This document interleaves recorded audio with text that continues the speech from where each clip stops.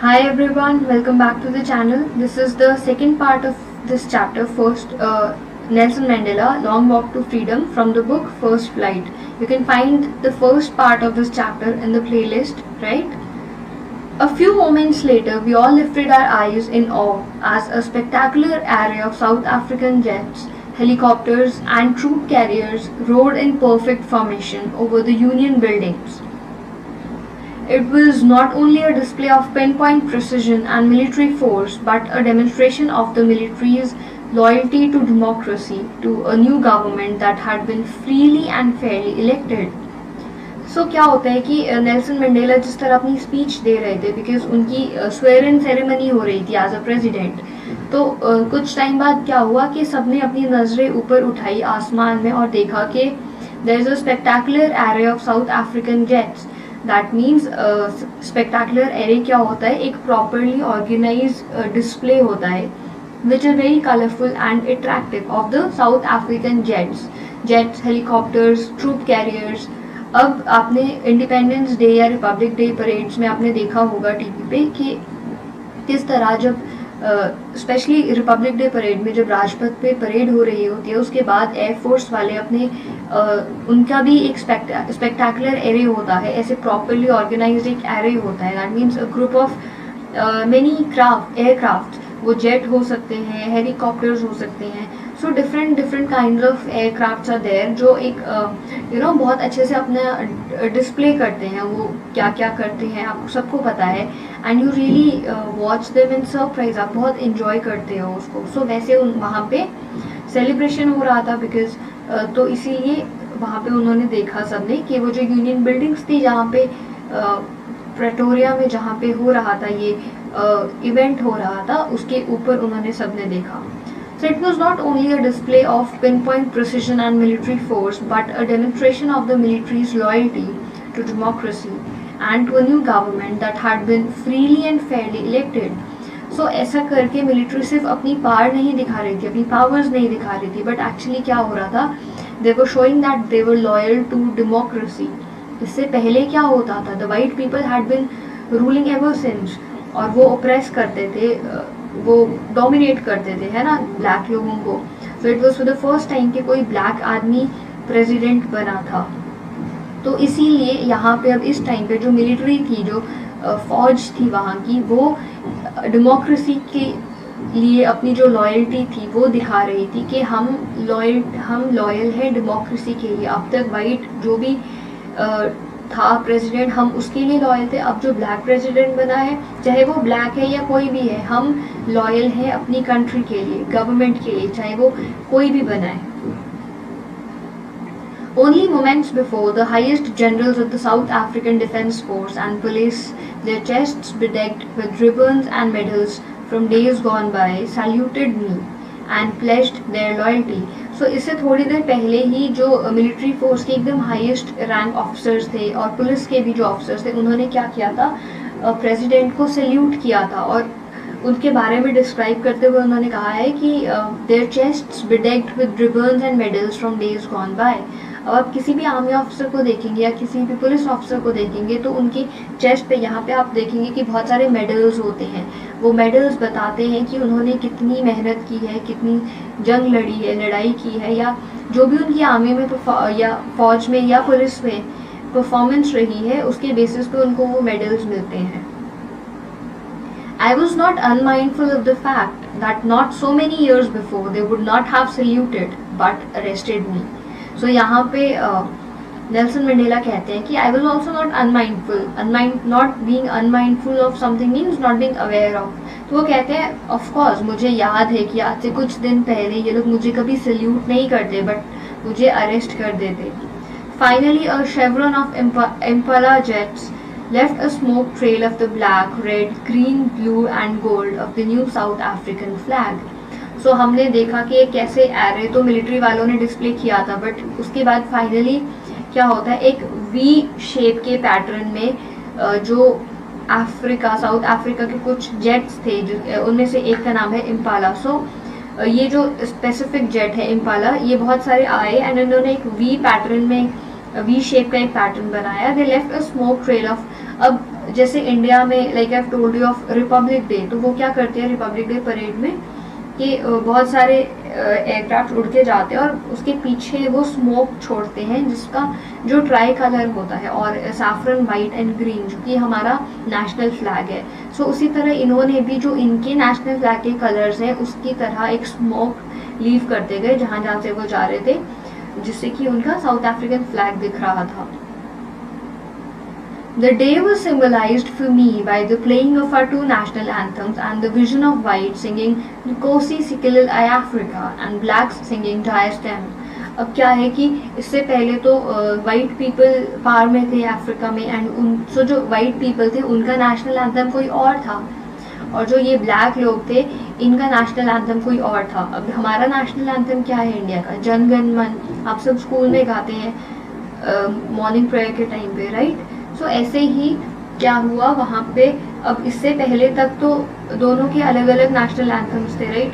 White लोग अलग गाते थे और स्पेसिफिकली वाइट वालों का ही गाया जाता था। जो ब्लैक वाले हैं उनको तो कुछ समझते ही नहीं थे, तो उनका तो सिर्फ वही लोग जानते थे। Although that day neither group knew the lyrics of the anthem they once despised, they would soon know the words by heart। So पहली बार ऐसा हुआ था कि दोनों नेशनल एंथम्स प्ले किए गए, the one that belonged to white people and also the other one that belonged to the black people। But Mandela कहते हैं कि ऐसा हुआ कि दोनों ही ग्रुप्स को एक दूसरे के एंथम्स का एक वर्ड भी नहीं पता था, लिरिक्स नहीं पता था बिल्कुल भी। But I am really sure that एक दिन ऐसा आएगा जब वाइट लोग ब्लैक लोगों का नेशनल एंथम भी गाएंगे और ब्लैक लोग वाइट लोगों का नेशनल एंथम भी गाएंगे। He further says, on the day of the inauguration, I was overwhelmed with a sense of history. In the first decade of the 20th century, a few years after the bitter Anglo-Boer War and before my own birth, the white-skinned peoples of South Africa patched up their differences and erected a system of racial domination against the dark-skinned peoples of their own land. So he says that आज इस inauguration पे I am really overwhelmed with a sense of history। अब जो 20th century थी उसके first decade में क्या हुआ? Now what is first decade?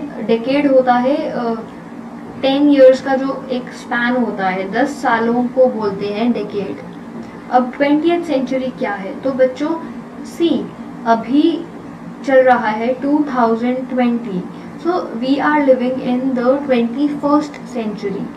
So 21st century क्या हो गई? 2000 से लेके 2099 तक, राइट? 2999 तक, मतलब 2099 तक, जहाँ पे 21 नहीं आ गया। 2000 वाली सीरीज चल रही है, जहाँ पे 21 वाली सीरीज स्टार्ट हो जाएगी, that will become 22nd century.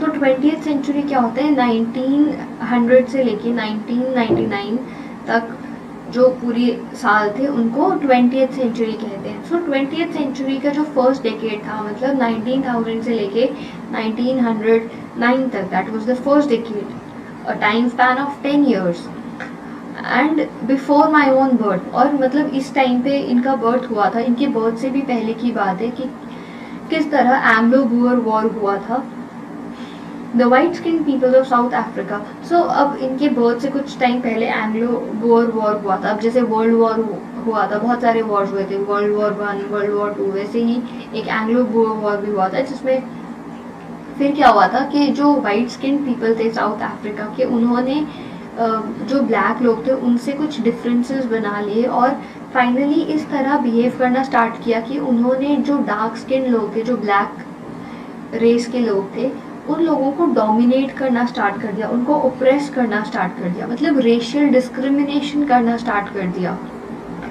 The structure they created form the basis of one of the harshest most inhuman societies the world has ever known. So मतलब जो स्ट्रक्चर उन्होंने क्रिएट किया था वो इतना हार्श था, इतना इनह्यूमन था कि लोगों ने कभी सोचा भी नहीं होगा। मतलब जो जितना भी हार्श होने के बारे में कोई सोच सकता है, दैट वाज उसकी हाइट्स थी।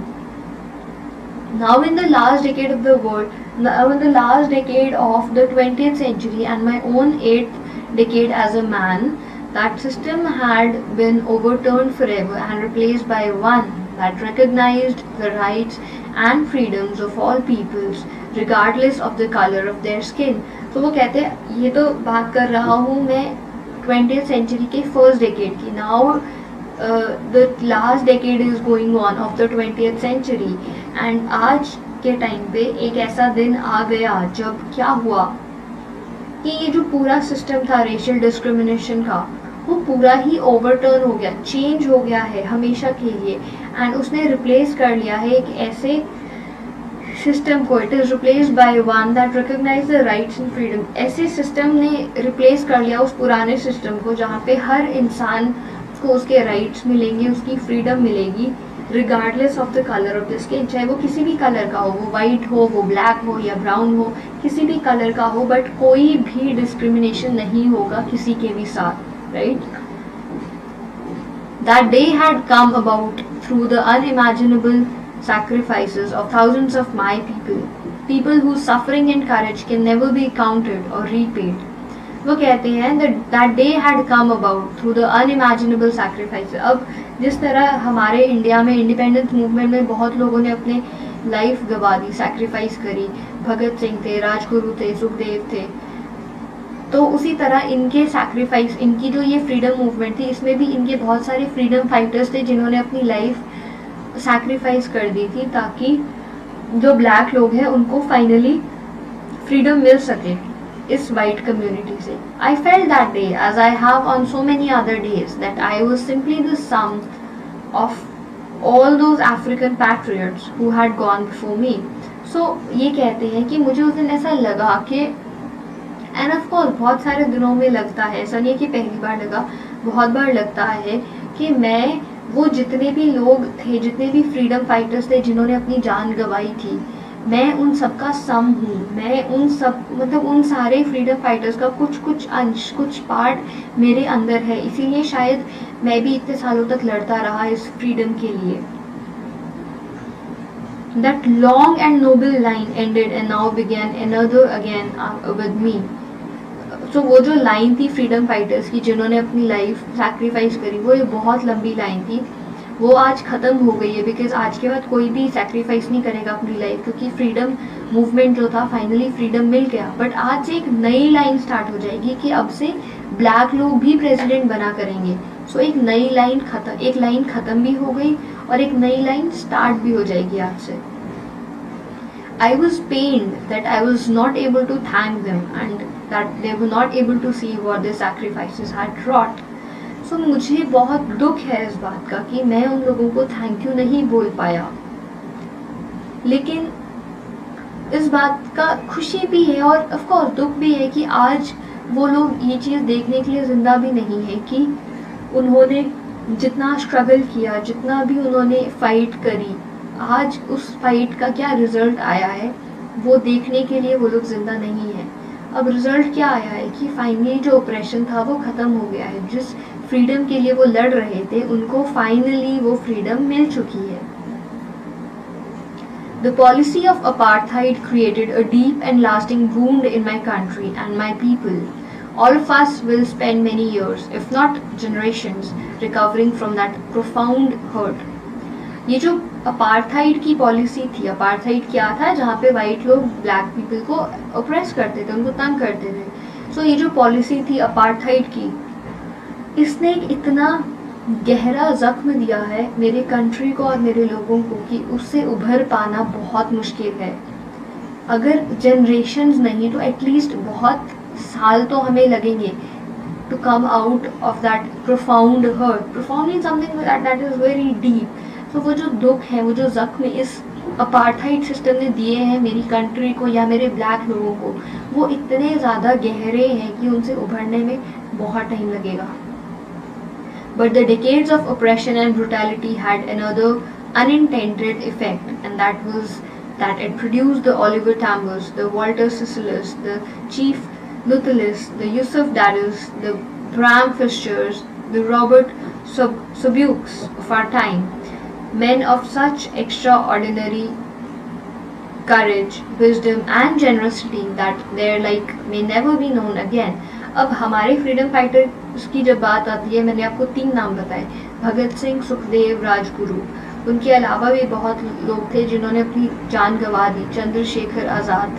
कुछ थे जिन्होंने जान तो नहीं गंवाई बट वो फिर भी वहाँ रहे, सुभाष चंद्र बोस, महात्मा गांधी, सरदार वल्लभ भाई पटेल।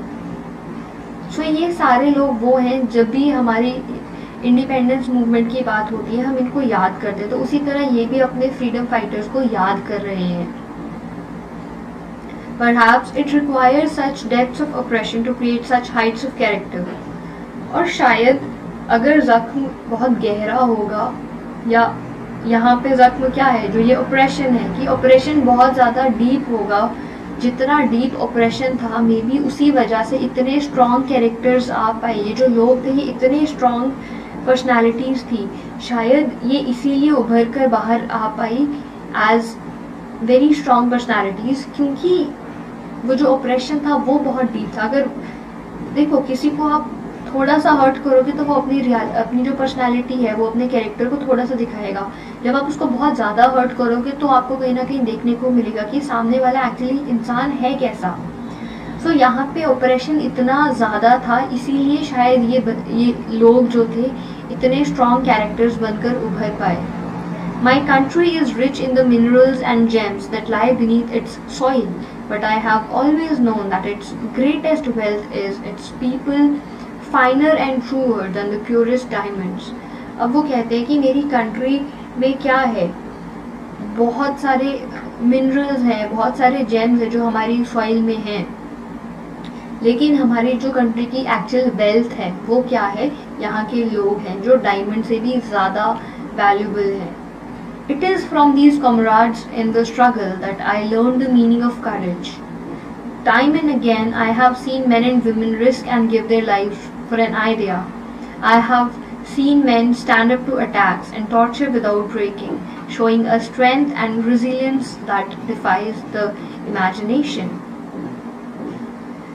ये कहते हैं कि ये जो मेरे दोस्त थे जिन्होंने स्ट्रगल में मेरा हेल्प किया, इनकी वजह से ही मुझे करेज का मतलब समझ आया, और बार बार मैंने ऐसे मेन को या ऐसे वुमेन को देखा है जिन्होंने टाइम एंड अगेन अपनी लाइफ रिस्क की है इस आइडिया के लिए, दिस आइडिया ऑफ फ्रीडम। मैंने देखा है किस तरह आदमी जो थे, the man they stood up to attack and tortures without breaking. मतलब जो वाइट लोगों, अब जब इन लोगों ने प्रोटेस्ट करना स्टार्ट कर दिया था कि हमें हमारे राइट्स चाहिए, तो जो वाइट लोग थे उन्होंने इन पे अटैक भी किया। तो मंडेला कहते हैं कि मैंने देखा है किस तरह मेरे आदमियों ने, मेरे लोगों ने खड़े रहकर उसको सहा है, कोई टूटा नहीं, कोई हार नहीं माना, किसी ने गिव अप नहीं किया। They all stood there very strongly. I learned that courage was not the absence of fear, but the triumph over it. The brave man is not he who does not feel afraid, but he who conquers that fear. So वो कहते हैं कि courage का असली मतलब मैंने इन्हीं लोगों से सीखा है। courage का मतलब ये नहीं होता है कि जिसके मन में डर नहीं हो। So courage doesn't mean an absence of fear, but courage का मतलब होता है जो उस डर को conquer कर ले, उस डर से जीत ले, उसको कहते हैं courage। अब जो ब्रेव आदमी है, जो बहुत ताकतवर इंसान है, वो नहीं है जिसको डर नहीं लगता, बट वो है जो जीत हासिल कर ले उस डर के आगे। No one is born hating another person because of the color of his skin or his background or his religion. People must learn to hate, and if they can learn to hate, they can be taught to love. For love comes more naturally to the human heart than its opposite. वो कहते हैं कि कोई भी इंसान पैदा नहीं होता है अपने मन में हेट्रेड लेके, किसी के लिए नफरत लेकर, किसी भी दूसरी स्किन के लोगों के प्रति, ऐसा नहीं है। नफरत कब दिल में आती है? पैदा होने के बाद, जब आपको समझ आता है कि अच्छा ये तो वाइट है, मैं ब्लैक हूँ, या मैं वाइट हूँ, ये ब्लैक है। जब आपके बड़े आपको समझाते हैं, उसके बाद आप नफरत करना स्टार्ट करते हो दूसरी कम्युनिटी या दूसरे रेस के लोगों से। बचपन से कोई ऐसा नहीं होता है। लोग हमेशा नफरत करना सीखते हैं। तो वो कहते हैं अब जब सीखना ही है तो नफरत करनी क्यों सीखनी, प्यार करना सीखो सबसे, चाहे वो कोई भी हो, because love comes more naturally to the human heart than its opposite. उनको लगता है कि जो लव है it comes more naturally to the human heart as compare to the hatred, तो फिर लोगों से नफरत क्यों करे? Why not love everyone? Even in the grimmest times in prison, when my comrades and I were pushed to our limits, I would see a glimmer of humanity in one of the guards, perhaps just for a second, but it was enough to reassure me and keep me going. तो वो कहते हैं कि जब हम, मैं और मेरे साथी, जब हम प्रिजन में थे, क्योंकि वो 30 साल जेल में रह चुके थे अपनी इस मूवमेंट के टाइम पे, तो वो कहते हैं जब हम जेल में थे तो क्या होता था, वो जो वहाँ का गार्ड था, ऑफ कोर्स वाइट था, तो वो जो गार्ड था, मैंने उसके फेस पे देखा है कि ह्यूमैनिटी, इंसानियत कहीं ना कहीं उसके मन में भी थी। हम लोगों की उतनी नफरत नहीं थी, थोड़ी सी इंसानियत थी, उसको भी हम पे तरस आ जाता था। बेशक एक सेकंड के लिए ही आए, बट मैंने जो वो एक्सप्रेशन एक सेकंड में देख लिया उसके फेस पे, हमदर्दी वाला, वो काफ़ी था मुझे ये बताने के लिए कि मैं बहुत सही रास्ते पे चल रहा हूँ। Man's goodness is a flame that can be hidden but never extinguished. क्योंकि किसी इंसान की जो अच्छाई है वो आप छुपा सकते हो पर उसको कभी गायब नहीं कर सकते, उसको वैनिश नहीं कर सकते कभी। किसी भी इंसान में अगर अच्छाई है वो हो सकता है कुछ टाइम के लिए छुपी रहे, पर ऐसा नहीं है कि आप उसको एकदम ही गायब कर दो। So that will never happen, right? So इसके यहाँ तक के क्वेश्चन आंसर्स देख लेते हैं। What do the military generals do? How was their attitude change and why? So military generals ने क्या किया था? They had saluted Nelson Mandela because he was now the president of the South Africa, right?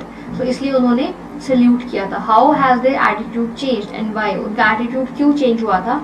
Because Nelson Mandela कहते हैं कि कुछ time पहले की ही बात है कि ये लोग मुझे सल्यूट तो नहीं करते बट डेफिनेटली अरेस्ट कर लेते, पर आज ये मुझे सल्यूट कर रहे हैं। क्यों?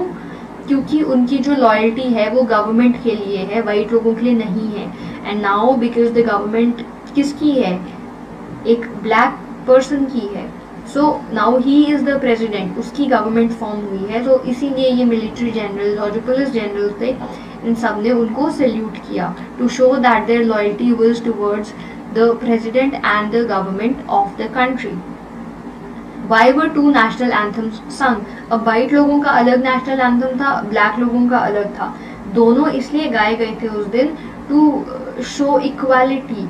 अब दोनों जो इक्वालिटी एंड यूनिटी, अब दोनों जो वाइट एंड ब्लैक रेसेस हैं, अब आगे आने वाले टाइम में वो दोनों इकट्ठा एज साउथ अफ्रीकन जाने जाएंगे, right? Not like white people and black people. And that is why दोनों नेशनल एंथम्स गाए गए, ताकि दोनों कम्युनिटीज एक दूसरे की दोस्त बन जाए। How does Mandela describe the systems of government in his country in the first decade and in the final decade of the 20th century? So first decade में क्या हुआ था? ये जो white लोग थे, इन्होंने कॉन्स्पिरेसीज बनाई black लोगों की अगेंस्ट, आइडियाज़ बनाए, प्लानिंग करी सब कुछ कि हम किस तरह इनको रेशियल डिस्क्रिमिनेशन करेंगे, डोमिनेट करेंगे, किस तरह हम इनको ओप्रेस करेंगे और हम ही पावर में रहेंगे। बट इसी सेंचुरी का लास्ट डेकेड जब तक आया, ये 20th सेंचुरी की बिगिनिंग की बात है, मगर एंड आते आते क्या हुआ? हर चीज़ उल्टी हो गई, एवरीथिंग ओवरटर्न। दैट मीन्स जो वाइट लोग रूल करते थे ब्लैक पे, अब ऐसा नहीं रहा। फाइनली एक ब्लैक प्रेसिडेंट बन चुका था। सो अब से हमेशा इक्वालिटी होगी, कोई भी एक कम्युनिटी दूसरी कम्युनिटी को ओप्रेस नहीं करेगी। What does courage mean to mandala?